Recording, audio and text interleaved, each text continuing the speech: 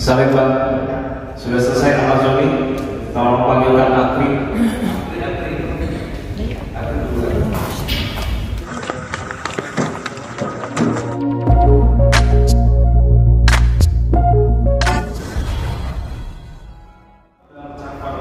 Namun, pada halaman 14 terdapat justru mengakui bukti transfer dalam percakapan WA yang merupakan hasil bisnis, bukan merupakan hasil penjualan narkotika jenis sabu. Oleh karena itu, keterangan terdakwa yang lainnya juga patut diragukan kebenarannya. Poin 3, bahwa pada poin D elektronik, saudara mengakui benar terdapat transfer uang dari saksi Akri kepada terdakwa serta pembelian sejumlah uang cash. Namun saudara menambahkan uang tersebut adalah pengembalian modal usaha biji pala dan pertanian.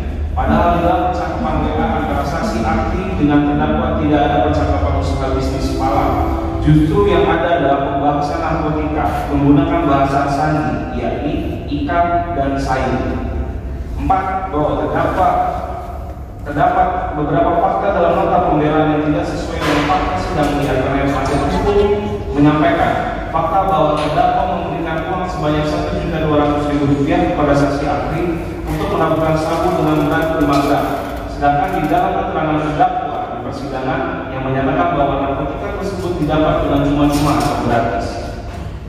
5. Bahwa penasihat hukum mencurigai pencabutan keterangan saksi Akri Rohakai. Namun faktanya di dalam nota pembelaan yang dibuat oleh penasihat hukum sendiri, justru keterangan saksi Akri dalam persidangan tetap konsisten. Tidak seperti keterangan terdakwa yang berubah-ubah sebagaimana halaman 13 dan 14 dalam pembelaan penasihat hukum. Dari nota pembelaan yang saudara buat ini justru semakin menunjukkan bahwa saksi Akri jujur dan keterangan terdakwa adalah berbohong. Perlu kami ingatkan juga bahwa terdapat beberapa keterangan terdakwa yang tidak sesuai dengan BAP penyidikan.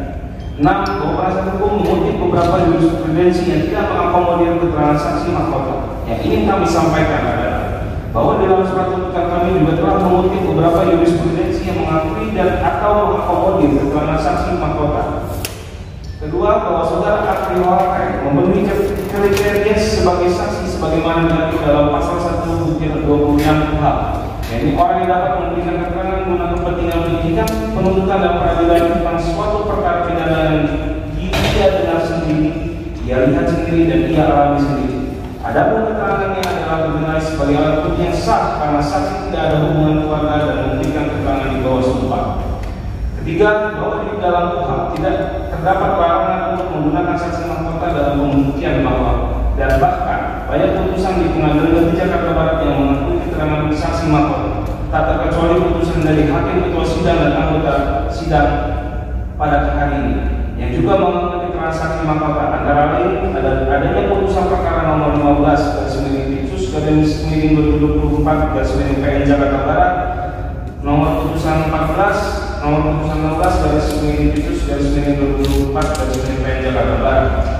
7. Bahwa sistem hukum di negara kita adalah sirkular, artinya hakim tidak wajib mengikuti jurisprudensi baik yang mengakomodir saksi mahkota maupun yang tidak mengakomodir saksi mahkota. Namun berdasarkan putusan-putusan yang dibuat oleh ketua majelis sidang, kami yakin majelis hakim tidak akan membuat disparitas dalam pemutusan perkara ini.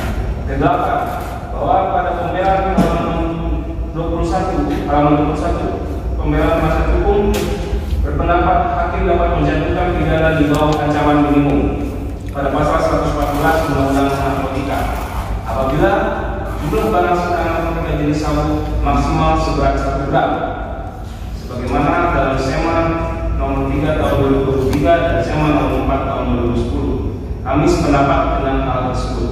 Ke-10, kami sependapat bahwa setiap korban atau penyalahgunaan narkotika wajib direhabilitasi baik melalui proses hukum maupun atas kesadaran sendiri seorang pecandu narkotika sebagaimana diatur dalam bab 9 bagian 2 pasal 54 sampai dengan pasal 59 Undang-Undang Narkotika. Contoh, peraturan pemerintah nomor 25 tahun 2011 tentang pelaksanaan wajib lapor pecandu narkotika.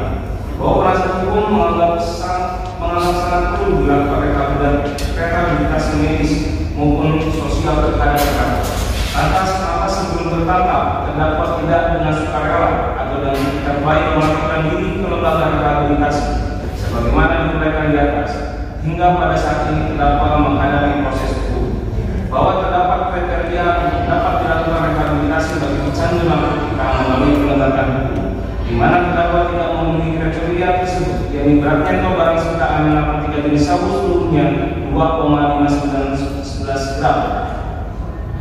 sebagaimana diatur telah melebihi dalam aturan SEMA nomor 4 tahun 2010 maupun peraturan Jaksa Agung nomor 29 tahun 2015. Selain itu telah ditemukan fakta hukum bahwa terdakwa adalah seorang pecandu yang merangkap sebagai pemberi modal dalam bisnis narkotika, bahwa peraturan Jaksa Agung RI nomor 29 tahun 2015 telah diundangkan dalam Undang Negara Republik Indonesia dan surat edaran nomor 4 tahun 2010 ditandatangani oleh Ketua Mahkamah Agung serta ditembuskan kepada Jaksa Agung Republik Indonesia. Oleh karena itu, kami berpendapat kita semua harus mentaati kedua regulasi tersebut. 11. Bahwa negara tetap menjalin rehabilitasi terhadap terdakwa, namun bukan melalui mekanisme putusan ataupun penetapan hakim, melainkan dapat dilakukan asesmen serta rehabilitasi melalui wewenang Ditjen Permasyarakatan Kemenkumham berdasarkan ketentuan pasal 5 ayat 1 peraturan bersama Ketua Mahkamah Agung, Menkumham, Menteri Kesehatan, Jaksa Agung, Kapolri, dan Kepala BNN Republik Indonesia tentang penanganan pecandu narkotika dan korban penyalahgunaan narkotika di dalam lembaga rehabilitasi dan Peraturan Menteri Hukum dan HAM nomor 12 tahun 2017 tentang penyelenggaraan layanan rehabilitasi narkotika bagi tahanan dan warga binaan permasyarakatan. 12. Besar harapan kami bahwa tujuan kita di sini adalah sama, yakni bukan untuk melanggar ketentuan, namun justru menjunjung tinggi kepastian hukum atau regulasi guna menjamin keadilan dan kemanfaatan dalam penegakan hukum. Poin B, tanggapan penuntut umum terhadap kesimpulan pembelaan yang kami telah dibacakan. Berdasarkan uraian tersebut di atas, kami penuntut umum meminta kepada Majelis Hakim Pengadilan Negeri Jakarta Barat yang memeriksa dan mengadili perkara ini agar menolak seluruh dalil dari permohonan tim penasihat hukum terdakwa dan menjatuhkan putusan terhadap terdakwa sesuai dengan surat tuntutan kami, yaitu 1. Menyatakan terdakwa Muhammad Ahmad Akbar alias Ahmad Zoni melakukan tindak pidana terhadap melawan hukum, menawarkan untuk menjual, menjadi perantara dalam jual beli narkotika golongan 1 sebagaimana diatur dan diancam pidana dalam pasal 114 ayat 1 Undang-Undang RI nomor 35 tahun 2009 tentang narkotika. Sebagaimana dakwaan alternatif pertama. 2. Menjatuhkan pidana terhadap terdakwa Muhammad Ahmad Akbar alias Ahmad Zoni berupa pidana penjara selama 12 tahun dengan dikurangkan seluruhnya dengan masa penahanan yang telah dijalaninya, dengan perintah terdakwa tetap ditahan dan membayar pidana denda sebesar 2 miliar subsidi 6 bulan penjara. Menetapkan barang bukti berupa 4 bungkus klip masing-masing berisi 1 bungkus klip berisikan kristal warna putih dengan berat neto seluruhnya 2,5911 gram, 1 bungkus plastik klip berisikan daun-daun kering dengan berat neto 0,5842 gram, 1 buah cangkong mengonsumsi narkotika jenis sabu, 1 buah peks papir untuk mengkonsumsi ganja dirampas untuk dimusnahkan, 1 unit handphone Samsung dirampas untuk negara, dan menghukum terdakwa Muhammad Ahmad Akbar alias Ahmad Zoni membayar biaya perkara Rp5.000. Demikian jawaban penuntut umum kami bacakan diserahkan dalam sidang hari ini Selasa tanggal 30 Juni 2024. Selamat kami penuntut umum.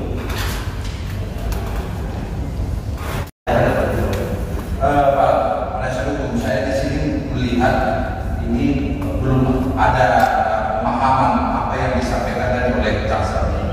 Jaksa penuntut umum menyatakan dia tidak ada mendapatkan surat secara tertulis apa saja kekurangan.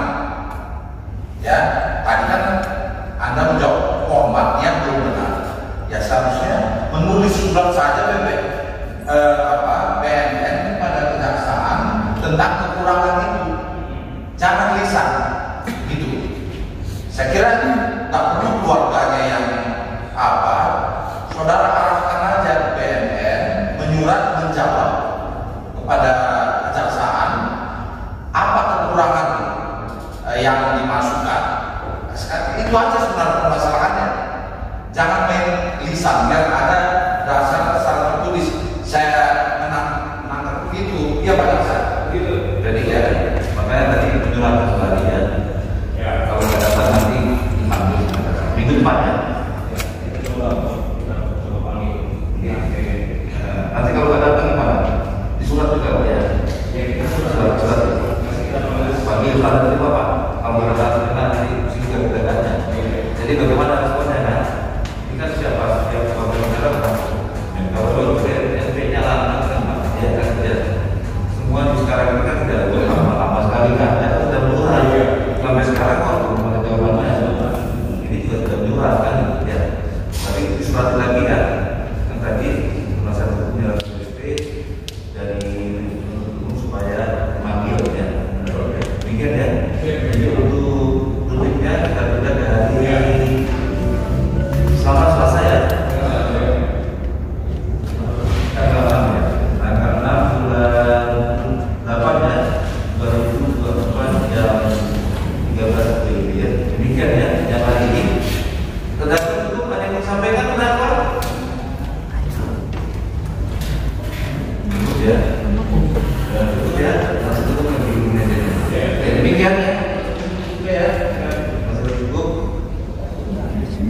Sidang hari ini tutup juga kembali pada hari